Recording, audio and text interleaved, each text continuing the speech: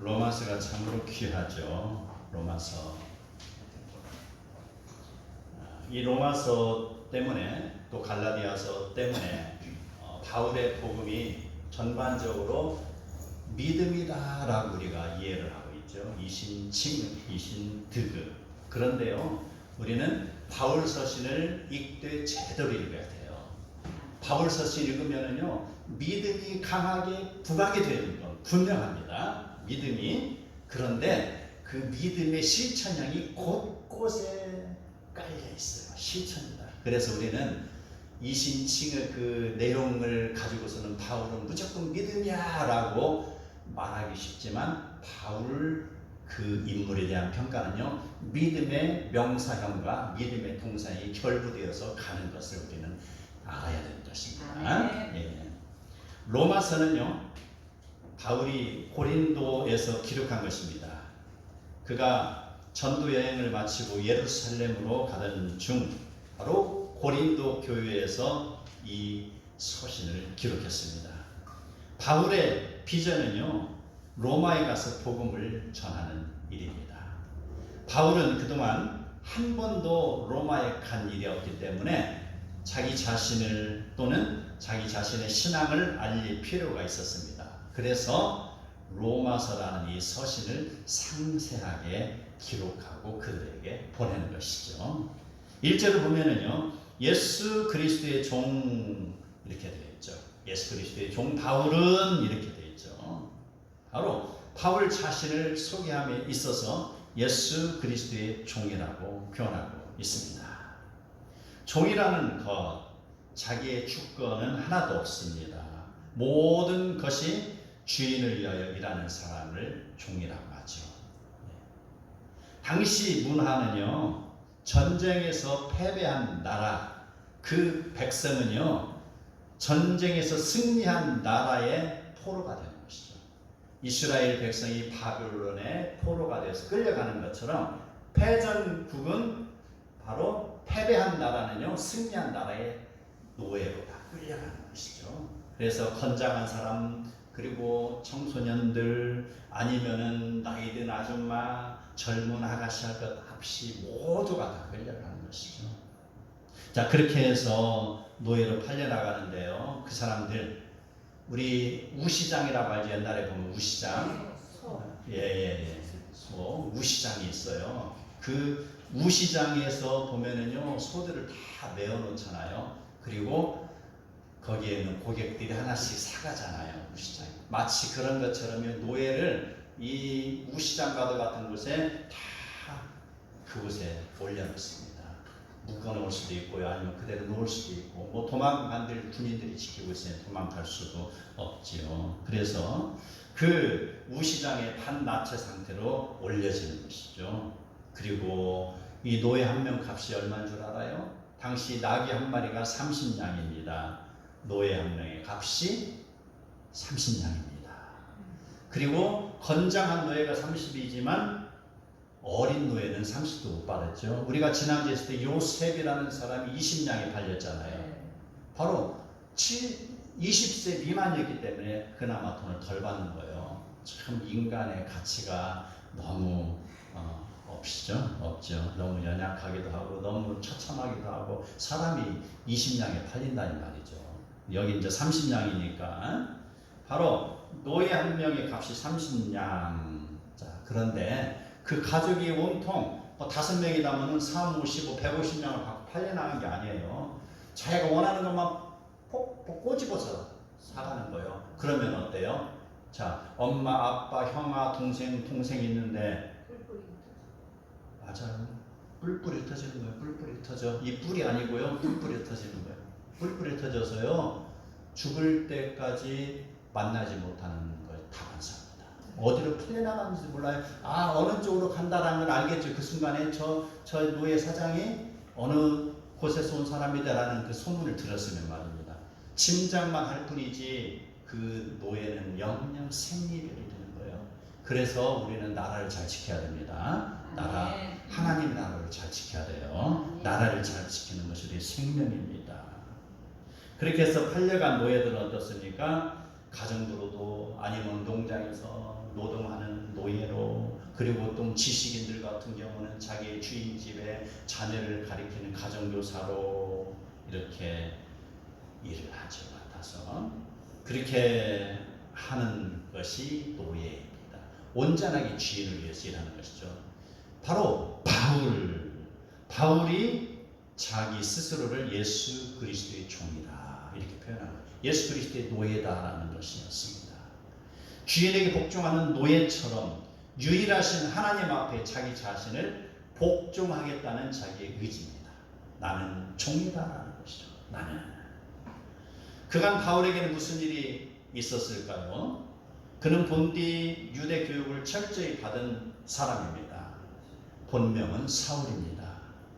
유대교에서는 아직도 오실 예수를 기다리고 있잖아요. 자기들 앞에 나타나신 예수를 믿지 아니하며 그 예수를 핍박하였습니다. 그들은 결국 골고다 언덕길에 십자가를 지고 오르게 예수를 끌고 갔습니다. 그리고 어땠어요? 채찍으로 내려치고 십자가에 못 박혀 죽게 한 것입니다. 그들의 잘못된 종교 신념이요, 도덕이나 이성의 생각을 차단하고 상대방을 죽입니다. 얼마나 무자비합니까? 자기 종교를 위하여서 자기 목숨을 바쳐가며 지금 일하고 있죠.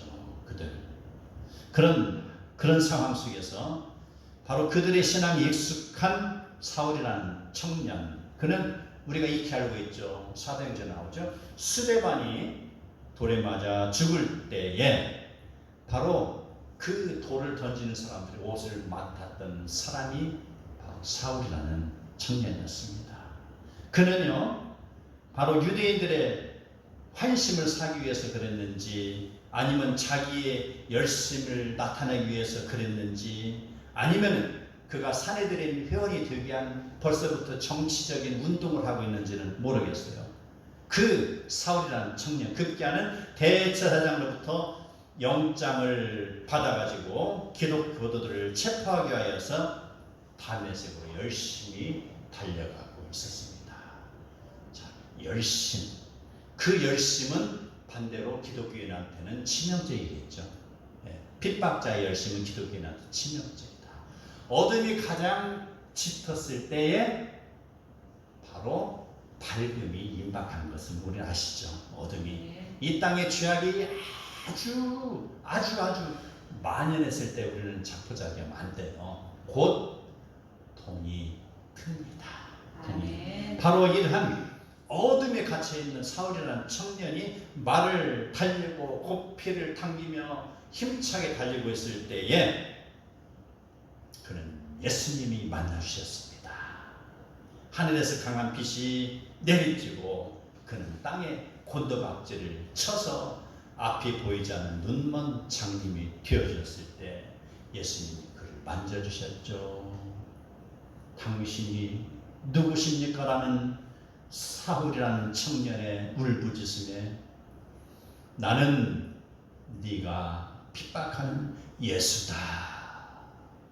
이 한마디의 소리를 듣고 그동안에 자기가 예수에 대해서 부정적이고 핍박자의 입장으로 대했던 모든 것이 한순간에 무너져 내리는 것이죠.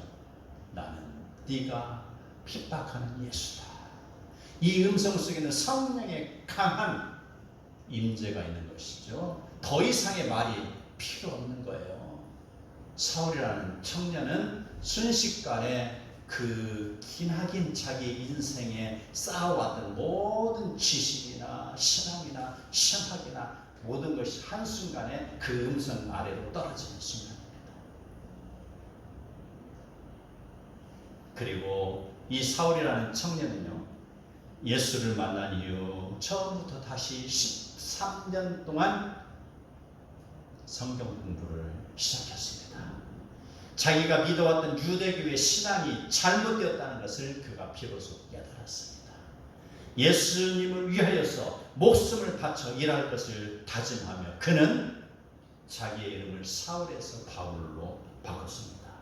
그리고 다른 사람에게 자기 자신의 변화됨을 보여주며 스스로 이야기하기를 나는 예수 그리스도의 종이다 이렇게 표현하는 것이죠. 그리고 이어서 하는 말이 있습니다. 사도로 부름을 받았다라고 했죠. 예수 그리스도의 종 사도인 나는 이렇게 하죠. 바로 사도로 부름을 받았다라고 했습니다. 그가 예수님의 살아 생전에는 제자로 부름받지 못하고 활동도 하지 못했지만 그가요 마띠아처럼 제도적인 그런 과정을 거치지는 않았지만 그의 사도됨은 바로 어떠한 사람으로부터 받은 임명장이나 능력에 의해서 주어지는 것이 아니고 바로 예수 그리스도께서 직접 그를 만나주셨고 그 부르심에 의해서 자기가 사도된 것이라는 것이죠. 어느 누구도 이 사도됨에 대해서 태클을 걸 사람이 없습니다. 그래서 그 사울이라는 청년이 이제 바울이 되고요. 2절을 보면은 이 복음은 하나님이 선지자들을 통하여 그의 아들에게 관하여 성경이 미리 약속하신 것이다. 그래서 바울이 13년 동안 공부했던 그 신앙과 복음의 뿌리는 바로 구약에서 찾을 수가 있는 것이죠. 그 아들에 관해서라는 것이죠. 그리고 선지자라는 내용이 나오는데 선지자라는 것은요 구약 성경에서 메시아에 대해서 예언한 인물입니다. 바로 하나님의 말씀을 전달하는 중재자들입니다. 바울이 자신을 선지자와 같은 위치에서 말하는 것은요 그가 예수 그리스도로부터 부름을 받았기 때문이고 선지자들이 말하는 구약 성경의 복음 이 복음의 근거에서 지금 자기 자신이 복음을 전하는 것이라는 것이죠. 바로 선지자와 자기의 그런 신앙의 동격, 위치의 동격, 역할의 동격을 지금 이야기하고 있습니다. 그래서 바울은 이제 3절과 4절에서 예수 그리스도에 대해서 소개를 하고 있습니다. 그 내용을 보면은요, 육신으로는 예수님이 다윗의 혈통에서 나신 분이다라는 것이고요. 영으로는 성령으로 잉태가 되신 죄가 없으신 분이라는 것이고요. 능력으로는 하나님이신 예수 그리스도의 신성을 말하는 것, 즉 삼위일체 하나님을 언급하고 있습니다. 성부와 성자와 성령의 하나님, 삼위일체 하나님의 한 분이신 예수 그리스도를 전하는 것이죠. 바울을 비롯한 바리새인들과 종교 지도자들은요, 그들이 기다리는 예수님을 왕의 모습으로 오시는 분으로 기대하고 알고 있었기 때문에 아무런 흠모할 만한 요소도 갖춰지지 못한 유대 땅 베들레헴의 한 촌 구석 말 구유 위에서 태어난 하층민 중에 하층민으로 태어난 그 예수를 도저히 받아들일 수가 없었던 것이죠. 용납이 안 되는 것입니다. 그들은요 종종 갈릴리에서 들려오는 예수님이 일으킨 기적에 대한 소식을 듣기는 하였습니다. 그러면서 그들은요 애써서 부인하고 있죠. 그럴 리 없다. 그럴 리 없어. 입으로는 부정합니다. 그런데 그들 마음 한켠에서는요 저 이적을 베푸는 나사렛 청년이 예수일지도 모른다는 불안한 마음이 아마 일었을 것입니다. 그럼에도 불구하고 자기 자신들이 가지고 있는 이권을 놓치기 싫어하여서 종교 지도자들은 바리새인과 지금 한 통속이 되어서 예수를 죽이기까지 한 것이죠. 예수님이 골고다 언덕으로 끌려가시고 십자가에서 죽으실 때 바울은 군중 속에 있으며 구경도 하고 박수도 쳤을 것입니다. 그가 스데반 집사가 죽을 때에 바로 옷을 맡아준 열정이 그걸 증명하고 있는 것이죠. 그의 행위 모든 것이 한치의 보편적인 양심도 없습니다. 그 어떠한 그런 사상의 그런 뉴침도 없고요. 그 사고의 그 온전함도 없습니다. 그런 상태에서 그는 오로지 남은 것은 종교적인 열심뿐인 것입니다. 그랬던 바울입니다. 그랬던 바울이 13년 동안 자기가 성경을 다시 읽으면서 이사야 53장에 나오는 예수님이 바로 자기를 만나주신 예수님이라는 걸 아는 것이죠. 아멘. 그 내용을 보면 그는 주 앞에 자라나기를 연한 순 같고 마른 땅에서 나온 뿌리 같아서 고운 모양도 없고 풍채도 없은 즉 우리가 보기에 흠모할 만한 아름다운 것도 없도다. 그는 멸시를 받아 사람에게 버림을 받으며 강구를 많이 겪으며 질고를 하는 자라. 마치 사람들이 그에게 얼굴을 가리는 것이 멸시를 당하여 우리를 귀여기지 아니하였도다. 그리고 나오죠. 그가 찔림은 우리의 허물 때문이요 그가 상함은 우리의 죄악 때문이라. 그가 징계를 받음으로 우리가 평화를 누리고 그가 채찍에 맞음으로 우리가 나음을 받았도다. 그 예수인 것을 이제 아는 거예요. 지식으로만 기다렸던 그 예수가 나를 만나주신 예수라는 걸 알고 있어요. 그 성경에 나오신 예수, 바로 스데반이 외쳤던 예수, 그 예수라는 걸 그는 깨달은 것이죠. 그리고 바울은 이제 가슴 깊이 진실로 예수를 받아들이고 있었습니다. 바울은 자기가 예수님을 핍박하였던 만큼 이제는 예수님을 위하여서 자기가 핍박을 받으리라 다짐하고 있어요. 그리고 목숨까지 아끼지 않으며 충성하는 예수 그리스도의 종이 되기를 다짐하는 것입니다. 그래서 바로 예수 그리스도의 종이라고 표현하는 것입니다. 종으로 살겠다는 바울의 그 다짐은요, 5절에 보면은요, 그로 말미암아 우리가 은혜와 사도의 직분을 받아 그의 이름을 위하여 모든 이방인 중에서 믿어 순종하게 하나니. 바로 복음 전파예요. 복음, 이 가장 큰 사명이 바로 이방인에게 복음을 전하는 것, 이게 바울의 큰 사명이라는 것이죠. 하나님의 은혜로 인하여 주어진 사도의 직분을 가지고서 예수 그리스도의 이름을 위하여 또 하나님의 영광을 위하여 모든 이방인에게 복음을 전하는 것, 이게 바울의 인생의 최대의 목적이 되는 것입니다. 아멘. 종으로 살겠다는 바울의 다짐은요, 로마 교회 성도들에게 이제 확장이 되고 있습니다. 지금까지는 나의 것이었잖아요. 나의 것인데 지금 그 서신은 누구에게 보내지는 거예요? 로마 교회에 보내지는 로마서잖아요. 이 로마서, 바로 이 로마 성도에게 보내는 거. 6절에 보면 너희도 그들 중에서 예수 그리스도의 것으로 부르심을 받은 자니라. 바로 너희, 바로 로마 교회에 있는 너희도 예수 그리스도의 부르심을 받은 자들이다. 바울이 로마 교회의 서신을 기록한 목적은 그들도 바울처럼 당신도 나처럼이라는 것이죠. 그리스도의 종으로 살으시오니 말이죠. 아멘. 너희라는 표현은요, 바로 1차적으로는 로마 교회를 가리키고 있습니다. 그리고 2차적으로는요, 2차적 대상은 하나님을 믿는 전 세계에 흩어져 있는 성도입니다. 바로 이것이 복음의 확장성이고 우리가 그 안에 들어가는 것이죠. 아멘. 너희는 예수 그리스도의 것이라는 말씀은요, 바울이 예수 그리스도의 종인 것처럼 로마 교회 너희도 예수 그리스도의 종이라는 것입니다. 그리스도의 종됨은 바울만의 일이 아니라 로마 교회의 일이 되는 것이고 이제 우리의 일이 되는 것이죠. 이게 바로 복음의 확장성입니다. 종은 주인 앞에서 절대 복종을 해야 됩니다. 그리스도의 교회에, 그리스도는 교회의 머리이십니다. 우리는 그리스도에게 붙어있는 종이요 지체입니다. 아멘. 종. 지체들이 모인 교회, 그 안에는 직분이 있죠. 집사님, 권사님, 장로님, 여러 또 교사들이 그 많은 직분이 있습니다. 자, 직분을 받는 목적이 무엇일까요? 자, 직분을 받는 거, 자기의 성취욕입니까? 아니면 자기의 자랑입니까? 아니었습니다. 어떠한 성취욕도 아닙니다. 돈이나 명예를 위함도 아닙니다. 오직 그리스도께 붙어 있어 종의 자세로 충성하기 위해서 직분을 맡은 것입니다. 그리스도의 일을 위해서 맡은 것이라는 것이죠. 네. 그렇다면 성도 여러분, 우리는 누구의 종이 될 것입니까? 한번 자기 자신에게 질문해 보세요.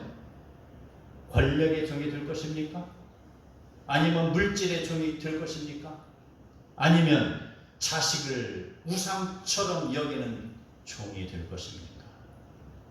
아니면 생명의 근원이 되시는 예수 그리스도의 종이 될 것입니다.